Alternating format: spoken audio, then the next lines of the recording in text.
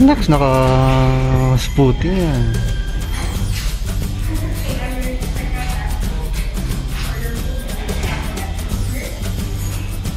Okay na po.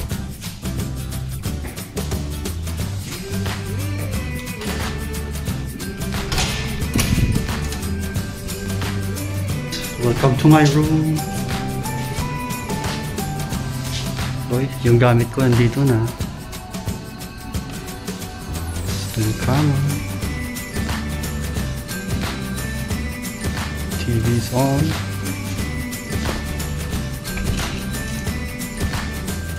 Oh, yeah. What a view.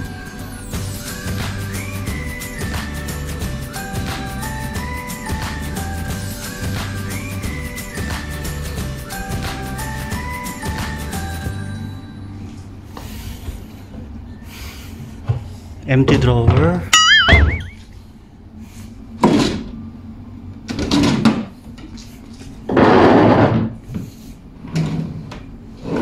Ito yung side tables, dalawa. Tapos ito yung wardrobe. Paano ba? Safe cash, fridge. Siyempre walang laman. Sorry. Ito yung hangers, laundry bag. Tapos TV, mirror,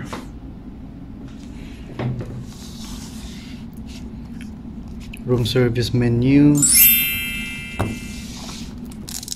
Ito yung information, hotel information. Ayan. Ito yung about sa hotel, guys.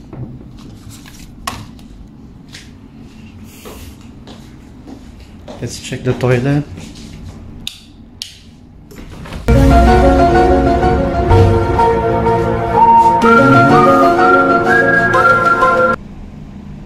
Malinis.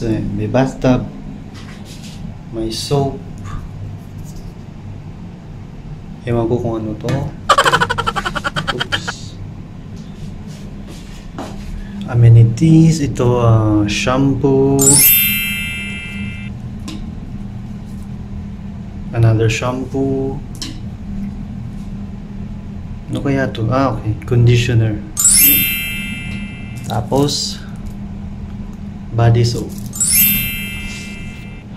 Ay, gulat ako. Facial soap. Ano kung pinagkaiba ng facial soap tsaka ng body soap?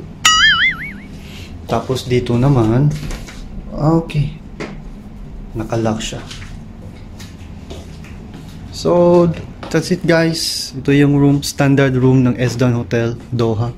Then guys, i-check natin yung public areas tsaka yung swimming pool ng hotel.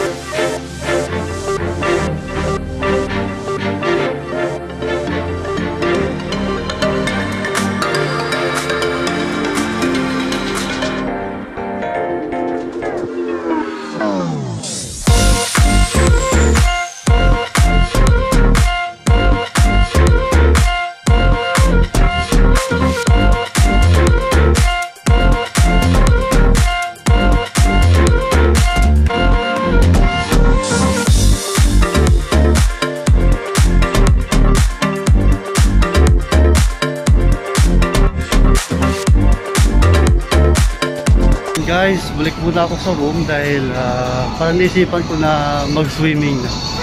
Kasi actually yung plano ko sana na night swimming, kaya lang pangit na yung view ko sa night eh. So sige na nga, ngayon na.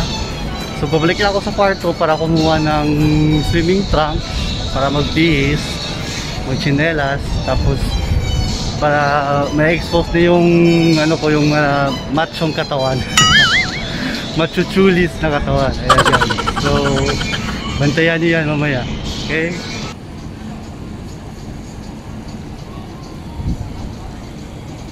Guys, dito na ako sa may pool area at siguro maya mag-swimming na rin ako. Naghihintay na ako na wala masyadong tao. Ayan.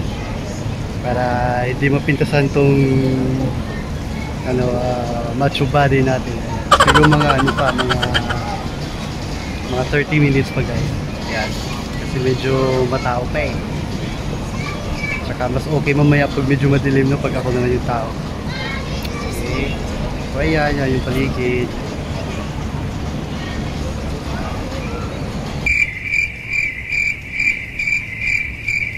Two hours later. Ayan guys, pumunta ako ng mall dahil bibili ako ng Yossi dahil wala talaga mapabilan na Changi dito. Yan. Yun yung mahirap dito sa Doha eh. Walang mga sari-sari store, so lalo na sa area na to. So kung may gusto kang bilhin, talaga mapipilitan kang pumunta ng mall. So naglalakad ako puntang mall, siguro mga ilang meters ba ito? Siguro mga 500 meters mula dun sa hotel namin.